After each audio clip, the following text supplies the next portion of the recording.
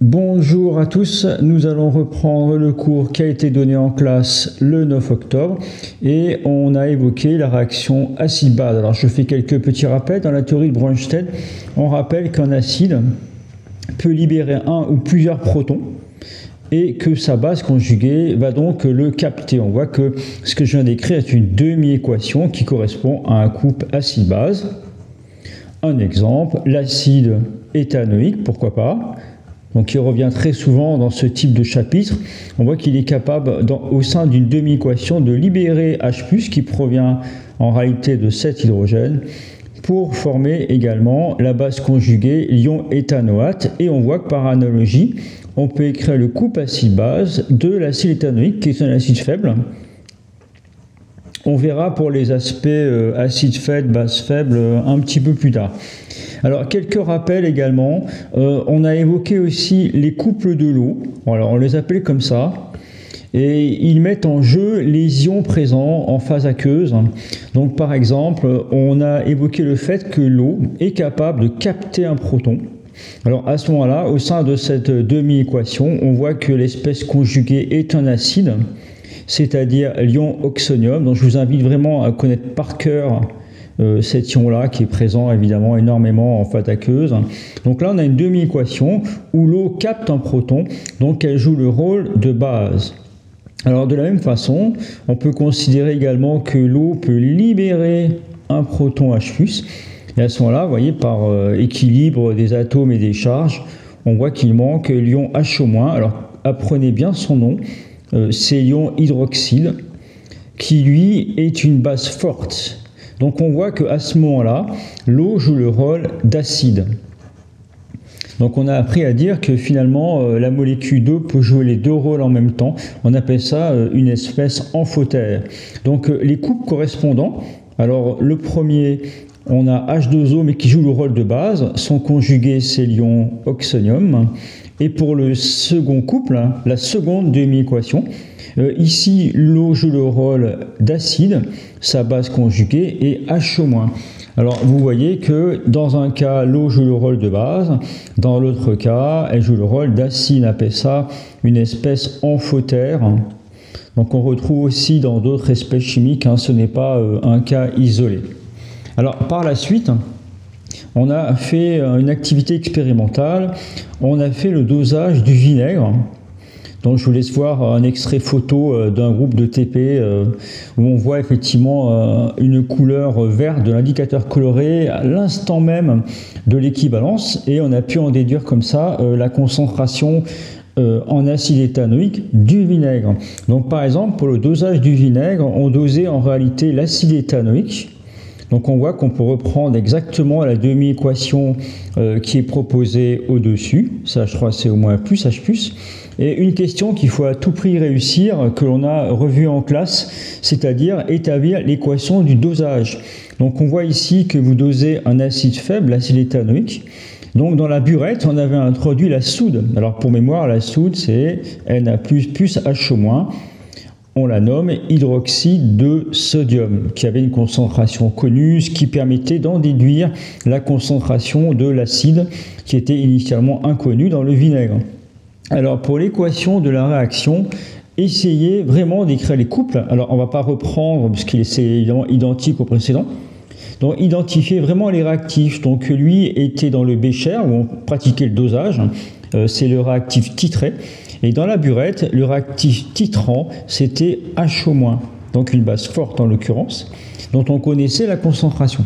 Et alors prenez l'habitude de mettre les réactifs à gauche. Donc vous voyez, j'essaie de faire un petit code couleur. Donc l'acide éthanoïque qui réagit, on le met à gauche.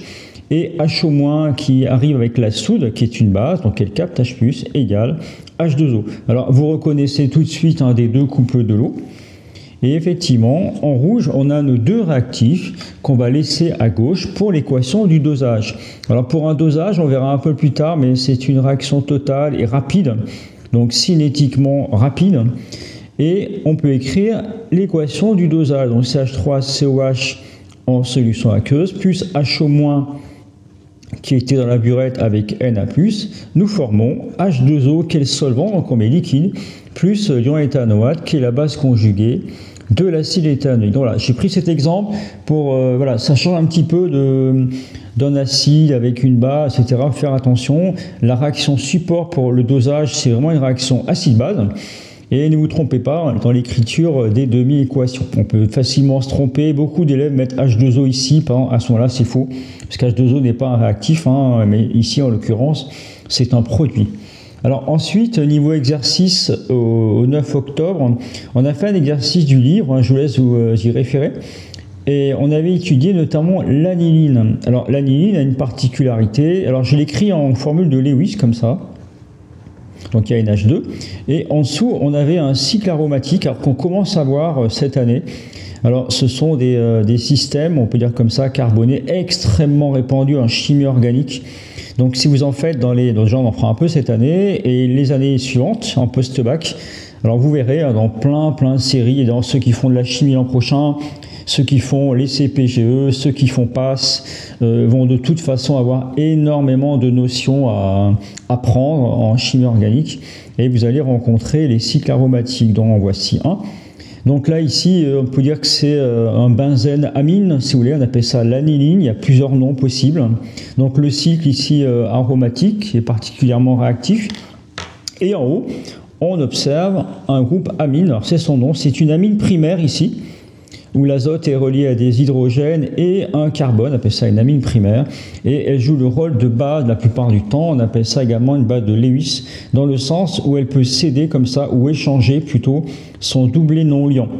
Donc dans l'exercice, on avait l'aniline qui correspondait à une base, et donc par définition, elle est capable de capter un proton pour former un acide conjugué. Alors je peux vous le faire comme ça en demi-équation, donc on va mettre en égal. Et donc, comme c'est une base, elle va capter H+. Donc, par exemple, si je vous fais H+ ici, par gain de place, voilà. Donc là, on a déjà la moitié de la demi-équation. Et dans l'exercice, par exemple, on vous demandait l'acide conjugué. Donc, on peut l'écrire directement. Néanmoins, on peut commencer un petit peu à travailler sur les mécanismes réactionnels. Donc, vous voyez, ici, on a un doublet non liant qui va être cédé au proton H+. Alors, H+, présente une lacune électronique qu'on peut symboliser comme ça par un rectangle vide, dans l'idée qu'on a une lacune. Donc là, on a uniquement un proton qui est avide d'électrons.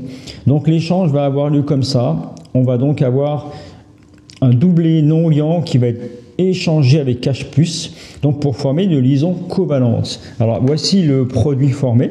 Donc on va garder évidemment le cycle aromatique qui lui ici n'intervient pas. Et vous observez déjà, on en parlera plus tard, donc des doubles liaisons conjuguées. On appelle ça un système conjugué, c'est assez particulier. Avec les 6 carbones qui forment un cycle fermé. Et vous avez l'azote en haut. Alors que s'est-il passé? Les deux hydrogènes n'ont pas bougé, mais on a création d'une nouvelle liaison. Alors si vous voulez, je vous fais le code couleur, voilà, qui devient covalente. Et on récupère l'hydrogène. Alors, on a vu en classe que l'azote, 7e élément du tableau périodique, en termes de structure électronique, à celle-ci, la dernière couche, c'est la couche externe, c'est la couche 2 en l'occurrence ici, et vous remarquez que sur la couche externe, on a 5 électrons de valence. Alors j'écris brièvement comme ça, 5 électrons de valence, qui eux vont intervenir dans le système dont je viens vous parler. Donc quand nous représentons un atome d'azote, normalement, autour de lui, vous devez avoir 5 électrons de valence. En formule de Lewis, on le représente comme ça. Voyez. Et pour atteindre l'octet, parce qu'en réalité de 5 on va passer à 8 électrons pour stabiliser, donc on va réaliser ce qu'on appelle un octet. Donc l'azote va avoir besoin d'échanger 3 liaisons, vous voyez, qui sont prises comme ça, voilà, et on voit apparaître effectivement le doublet non liant qui était présent dans la mine. Alors la différence c'est que l'espèce formée ici, vous voyez, il y a quelque chose qui a changé. Donc je l'écris, donc on voit que l'azote a ces 3 liaisons, tout va bien, mais il vient d'en échanger une nouvelle. Donc si vous regardez tout autour de lui, vous avez quoi? Un électron de valence, 2 électrons de valence, 3, 4, et il en manque un par rapport à tout à l'heure. Donc vous avez un atome qui a une carence électronique, il a perdu un électron dans l'opération. À ce moment-là, on l'affube d'une charge plus. Donc ici, vous avez autour de l'azote une charge positive, donc vous avez un ion. Donc l'espèce qui est à droite est un acide faible. On appelle ça un ion ammonium en général, donc ici anylammonium si vous voulez. D'accord, il y a plusieurs nominations possibles. Et c'est un acide faible qui est conjugué de l'aniline. Et on voit qu'il a CDH+, si on va de droite à gauche. Et de l'autre côté, évidemment, on remarque que l'aniline a CAPTH+, pour former l'ion ammonium correspondant. Alors, pour la dernière partie du cours du 9 octobre, on va un petit peu changer de feuille. Voilà. Donc, on a évoqué également la notion de pH en disant que il est lié à la concentration en ion oxonium. Donc je vous invite vraiment à connaître cette expression absolument par cœur. On a déjà évoqué la signification et le rôle et l'intérêt du C0 qui vaut 1 mol par litre pour rendre homogène la relation. Et alors jeudi dernier en classe, on a vu qu'on souhaitait aussi également souvent déterminer la valeur d'H3O+. Alors pour ce faire, je ne change strictement rien à l'écriture, si ce n'est qu'on va un petit peu inverser la chose. Alors vous voyez, je multiplie tout par moins 1, donc on va avoir moins pH égale log. L'écriture est équivalente à la ligne précédente. Et l'intérêt, alors je vous montre une petite image où effectivement on va exploiter la fonction réciproque du log qui est la puissance de 10. Donc on a le droit de passer toute l'équation en puissance de 10, donc le log devient un exposant. Donc on a 10 puissance log, alors quoi? H3O+, sur C0, et dans le membre de droite, on fait 10 moins pH. Alors, que se passe-t-il quand on a des fonctions réciproques? Alors, en réalité, quand vous avez 10 puissance log d'une variable x, eh bien, nous allons retrouver uniquement la variable x. Alors, vous verrez peut-être ça en maths, ce sera détaillé, évidemment. Là, je fais que appliquer. Donc, finalement, pourquoi est-ce intéressant pour nous? Car on voit apparaître cette fois-ci H3 plus C0 débarrassé de la fonction log. Attention, on n'a pas le droit de sortir, c'est une fonction. Et à droite, on conserve 10 moins pH. Bilan. Donc si vous voulez déterminer H3O+, ça va être assez fréquent. Également, quand on a besoin de travailler sur les équilibres, on a absolument besoin de savoir la concentration en H3O+. On place le C0 devant, qui est multiplié. Donc voilà pour l'expression. Donc, essayez de retrouver ça très rapidement. Les deux expressions sont absolument à connaître. On va les exploiter assez souvent. Voilà, elles sont reliées par la fonction log et la puissance de 10. On a affaire à des fonctions réciproques, comme on peut le voir sur un graphique mathématique où on voit les deux courbes, vous voyez, qui ont l'air d'être franchement symétriques par rapport à une droite.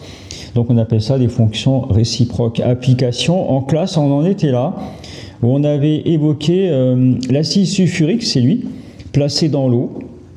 Alors attention, la différence c'est qu'ici on n'a pas un équilibre, c'est une réaction totale.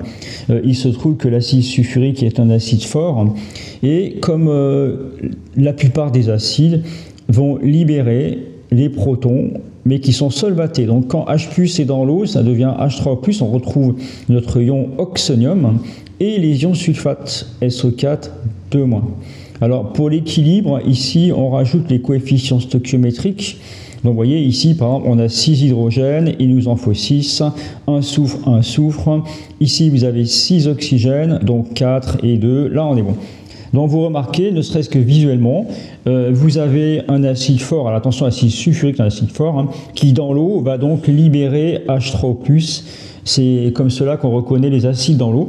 Et là en l'occurrence, vous voyez, il libère 2 H3O+, on appelle ça un diacide. Alors niveau écriture, que peut-on dire des concentrations des ions?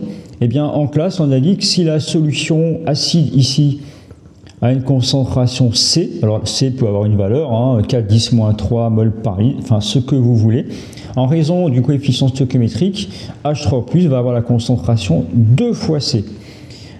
SO4 2- devant est précédé par un coefficient stoichiométrique qui est muet, vous savez, on met le 1. Du coup, seulement C. Voilà, donc ce petit raisonnement de proportion avec les coefficients stoichiométriques est absolument à maîtriser, évidemment. Alors, si on connaît une valeur numérique pour C, on peut trouver H3O+, et puis la question d'après, ce serait par exemple déterminer la valeur du pH, voir s'il y a une cohérence quelque part entre les deux. Donc voilà pour cet extrait de cours. On a un petit quart d'heure, voyez, ensemble pour revoir cette séance de jeudi. Je vous invite vraiment soit à écrire les expressions, à les retravailler, à bien, ou peut-être relancer cette lecture si vous avez encore un quart d'heure pour bien assimiler ces notions. Voilà, à très bientôt. Bon courage à tous.